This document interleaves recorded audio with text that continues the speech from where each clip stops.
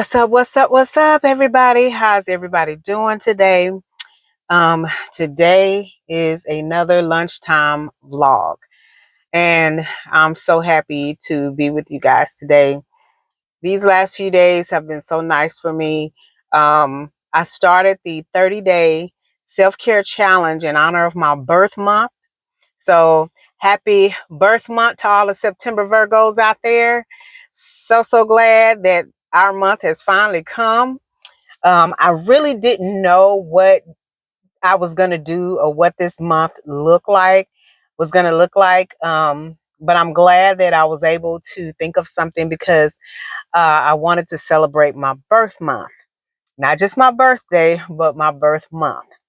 For those of you who don't know, today is not today. My birthday is also my brother's birthday. He's no longer with us, but I was born on his birthday.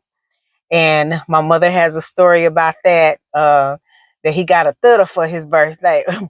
So it's so cute when she tells that story. But I love my brother, and I think of him often.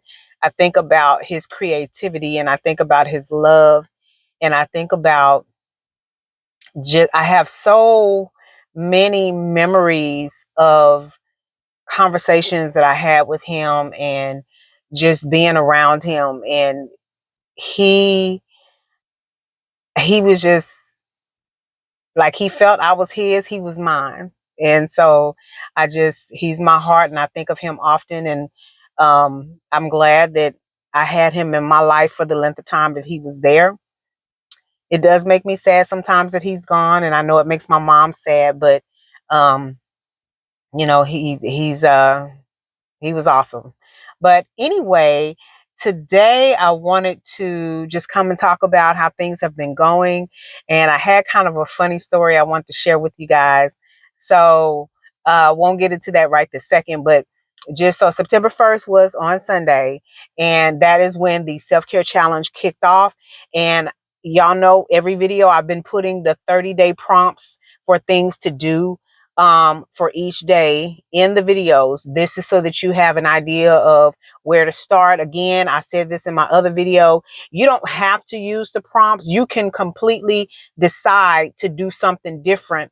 As I'm just asking for you all to participate. Whatever self-care looks like for you in the month of September, just try to do something for yourself on a daily basis, because we don't do enough for ourselves. And sometimes it might be once a month, and some people are okay with that. Sometimes it might be once a week, whatever the increments are, it's perfectly okay if you're okay with that. For me, it's a hit or miss. It just depends uh, on what all I have going on in my life, but I am being intentional about my self-care for this month because it's in honor of my birthday. So on the first day, it's talked about starting a gratitude journal. So I showed you guys the journal. I don't think I put it in my video yesterday, but I have to try to remember to put the link in the video for today, along with the prompts for the month. So I started writing in my gratitude journal on Sunday. And then yesterday was hydration. So full transparency, I did not get those 4 bottles of water down. I got 2 bottles of water down me, but that also, and I did attempt to get more, but trying to drink, I was drinking all day yesterday, and um, what it was doing was interfering with me being able to eat. So my concern is always, because if I drink and I get full, I have to wait 30 minutes before I can eat something. But if in 30 minutes I'm not hungry, then my brain is not telling me to go get something to eat. So then I'm missing meals and stuff like that. So I'm trying to hydrate as much as I possibly can. Like today, I brought lunch, but my tummy is kind of doing something weird. So I've been drinking nothing but electrolyte water all day to try to, make myself feel better.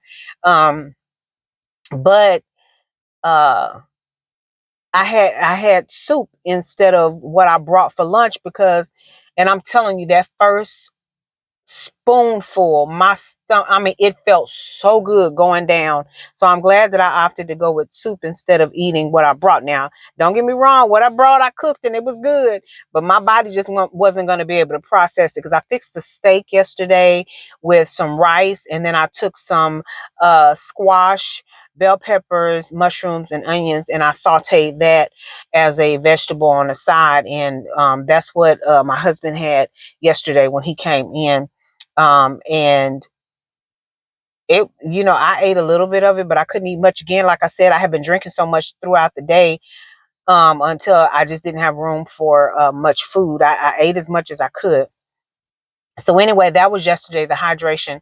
Today was supposed to be to do a digital detox for 2 hours, but I know that I'm working all day long, and when I get home, I have to edit this video. So I decided that I'm going to swap that day for Saturday because I can better detox digitally when I don't have to work, because I can't control that. I work on a computer all day, so that just doesn't make any sense. So yeah, I'll do it on a Saturday and or a Sunday, whichever day I choose, and just that won't be hard for me because um I'll find something to do. I do need to at look at that in more detail because I don't know if that includes TV. I'm not really sure. If it's just talking about the internet, I have to look and see, so that way I know what activities I can participate in. But anyway, so today I decided instead of doing the digital detox, I was going to move for 20 minutes a day. But when I got here to work, I'm dragging my butt.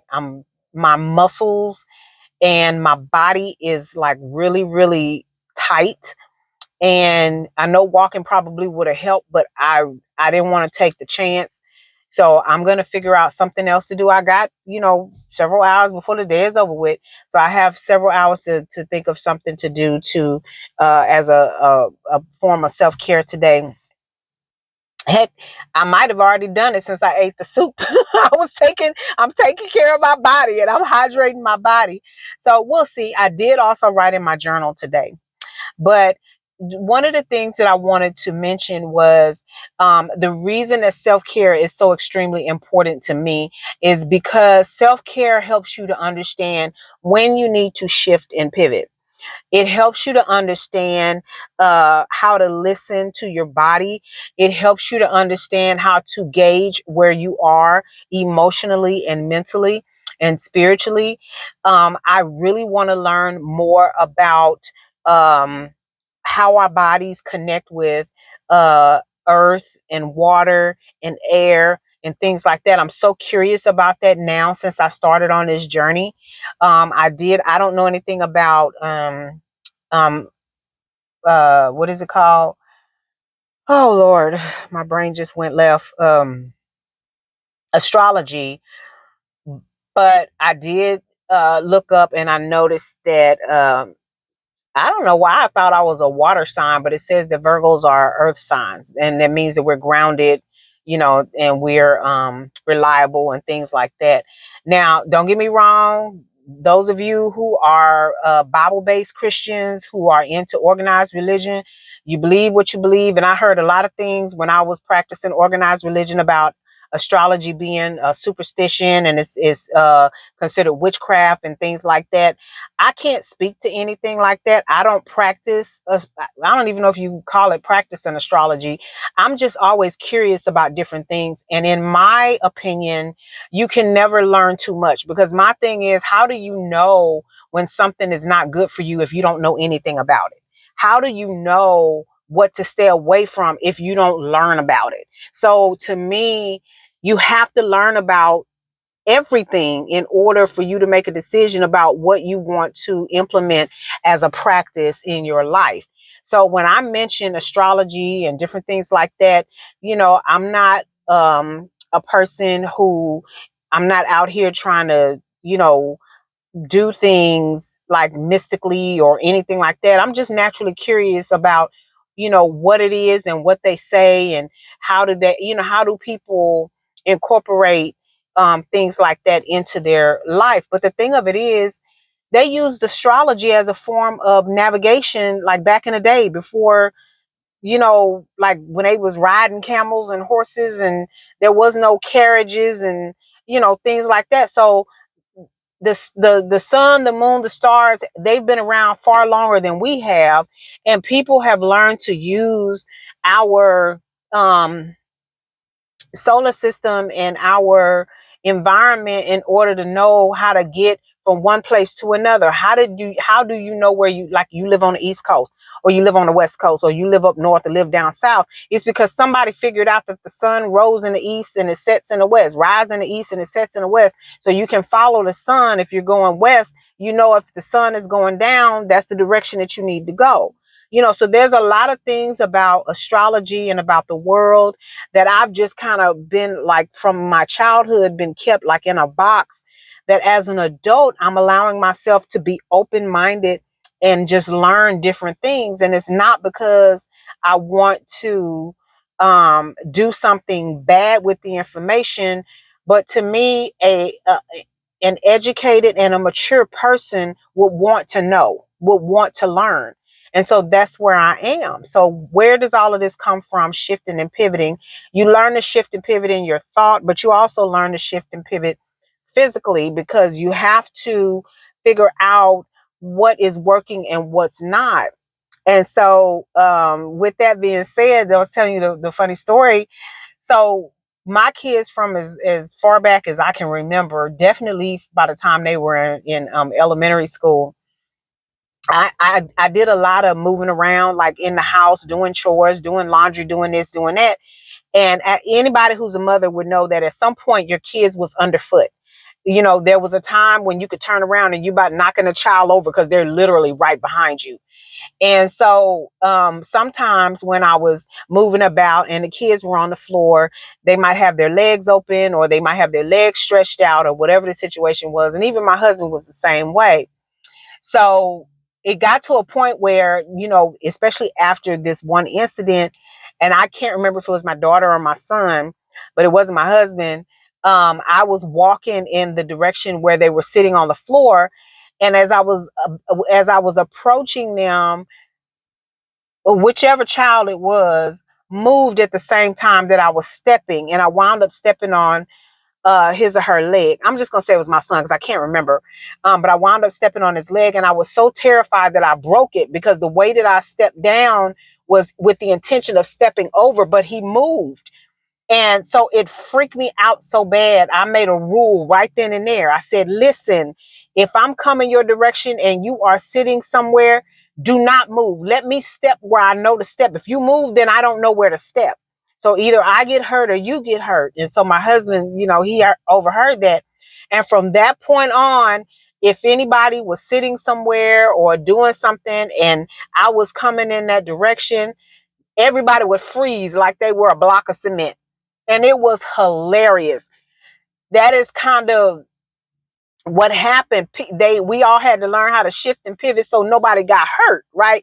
We had to come to an understanding that we could no longer continue to move, doing things that we were doing because somebody was going to get hurt, and we didn't want anybody to get hurt. So the change. So when you hear the term shift and pivot, it means to make a change. Basically what it is, you're changing your position, or your not just your physical position, but you're also your mental position of how you deal with something. And so that shift and pivot, or that change, was everybody froze the minute I came into the area that they were in, just so that I could step carefully, don't hurt them and don't hurt myself in the process.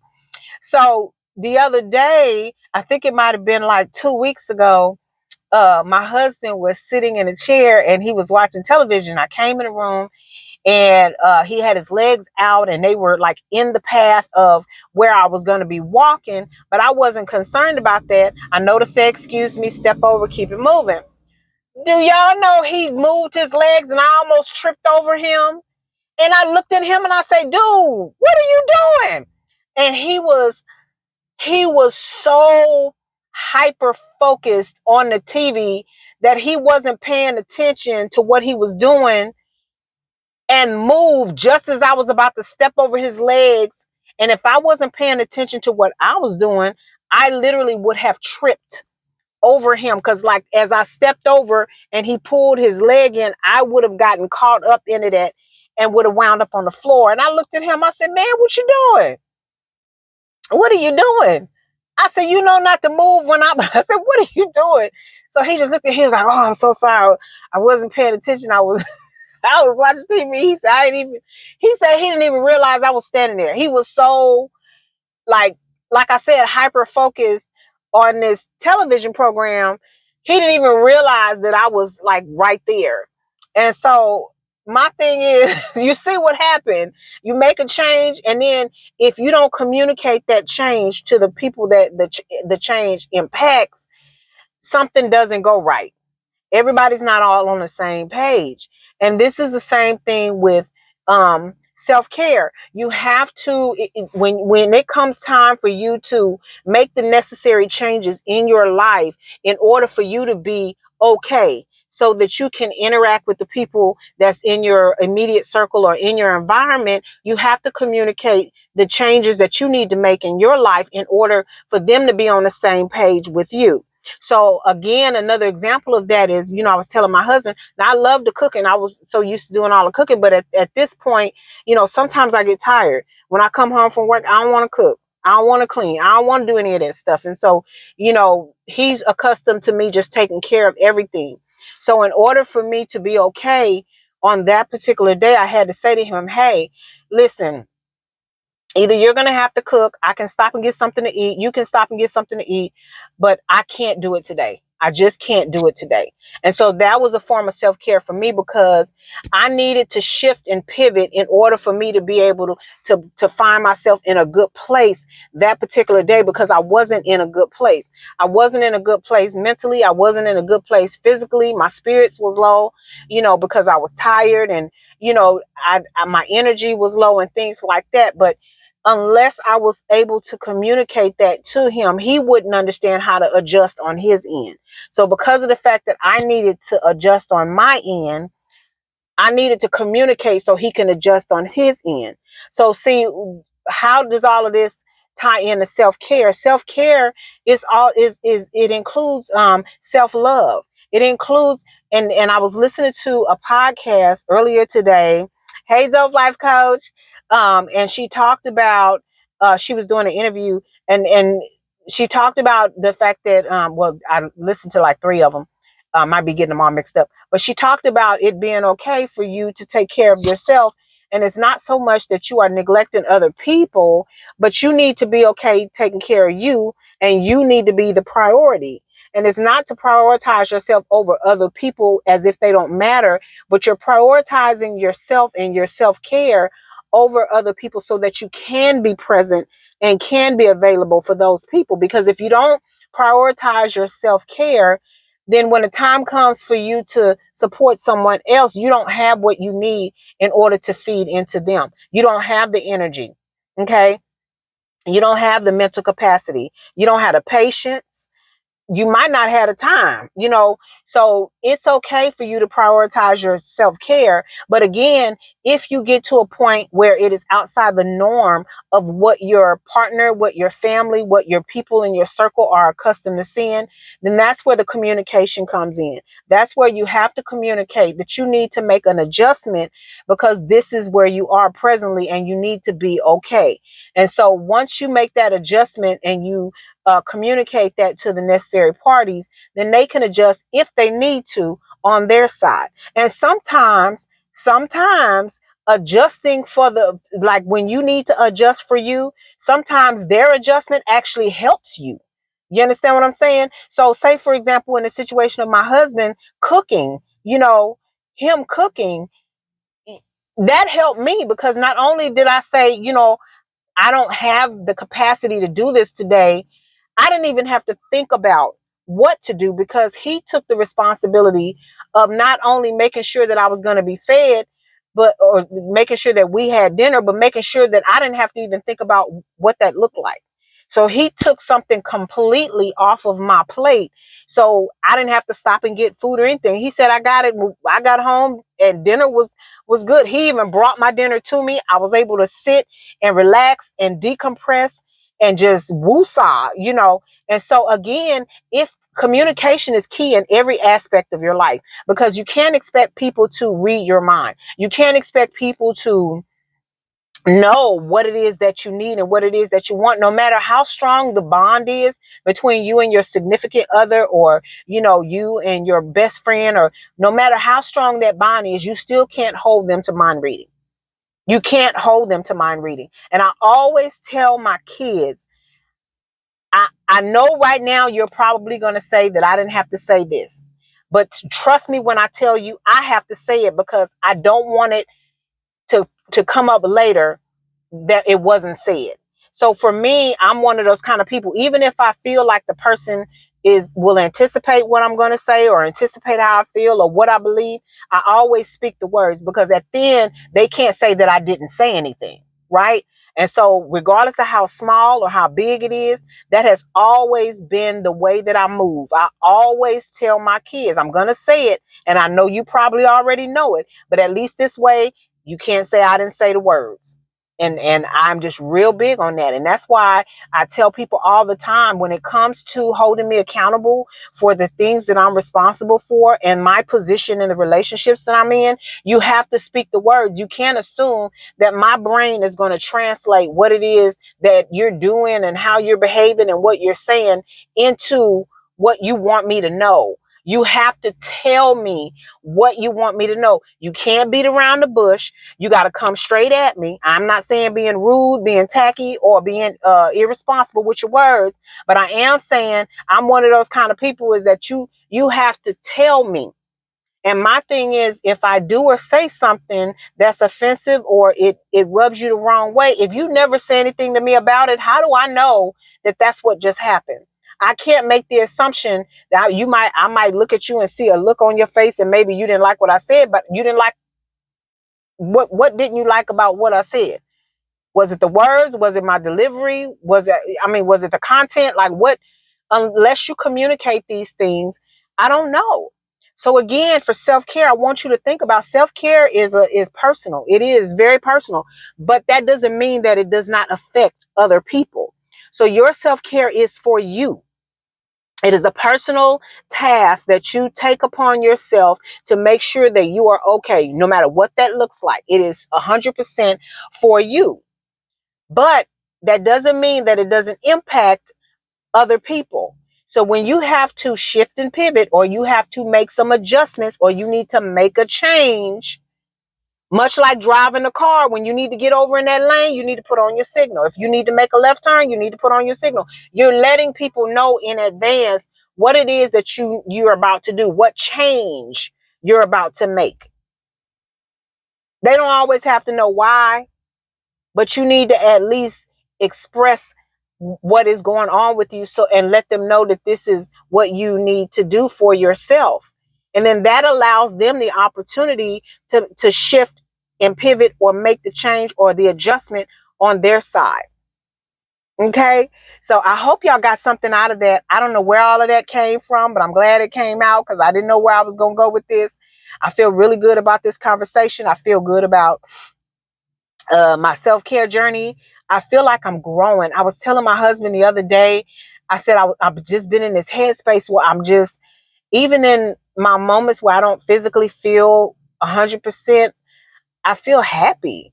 I feel like, because of the journey that I've been on with trying to get my coaching and everything together, it's one of those things. Have y'all ever realized, like, the epiphany, the light went off when you discovered what you've been called to do? And that's kind of where I am. I feel light. I feel like there's been this release. I feel like I'm a little nervous. I'm not gonna lie to you. I'm a little nervous, because I wanna get this thing right. But I just feel different. I feel like I'm just this person who is, my thoughts are clearer. Sometimes I stumble, but that's gonna be natural. That's just life. But I just really feel like, wow, is this what I'm supposed to be doing? And it's just this thing that just happened. And I can't put my finger on when it happened, But I promise you, it happened. And now I'm in this place of self-discovery. I'm in this place of, what do I need to know? Where do I need to go? What do I need to do? Who do I need to help? I just have all of these questions with regard to what this journey is gonna look like. And I'm so excited. I'm excited to the point of almost being impatient. And I have to keep having these conversations with myself and saying that it's okay for me to slow down and pump the brakes, because I can get ahead of myself, y'all. My brain be going a mile a minute. But I'm giving myself permission to just take my time, because I want everything that I offer with regard to this new journey to reflect exactly who I am. I don't want there to be any misperceptions or any confusion about what this coaching program represents. I want it to represent who I am and my journey and how I can help, and so I'm just really, really excited. But I'm gonna go ahead and get out of here. I'm in this car, y'all. And I'm hot. I'm starting to feel myself get a little moist, and I just can't do that. But anyway, those of y'all who've been rocking with me, been part of the fam bam, I sure appreciate you so, so much. Thank you so much for coming back. Those of y'all who are new to my channel, please hit that subscribe button, and everybody hit the like button, share my video out. Please make sure you make a comment. Let me know today, day 3, what is your self-care activity today? What did you do to demonstrate self-care today? What did you do on this 30-day self-care challenge? What did you do today? Type it down below. If you have any questions, comments, or recommendations, type that down below as well. But yeah, we're going to go ahead and get out of here. All right. Lunchtime vlog. Love you guys. Y'all keep on coming back and encourage me. Content coming on my business channel with regard to my coaching program very, very soon. Not rushing it, but it's coming. All right, y'all.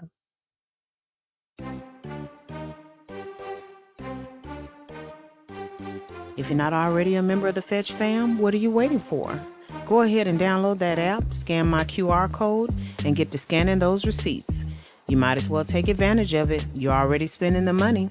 The receipts translates into points, the points translates into cash, and you can redeem that cash via store card or cash card, or you can donate to charity. Well, all right, we're going to go ahead and get out of here, but we don't do so without saying, love yourself, love somebody else, and until next time, y'all take care. Bye.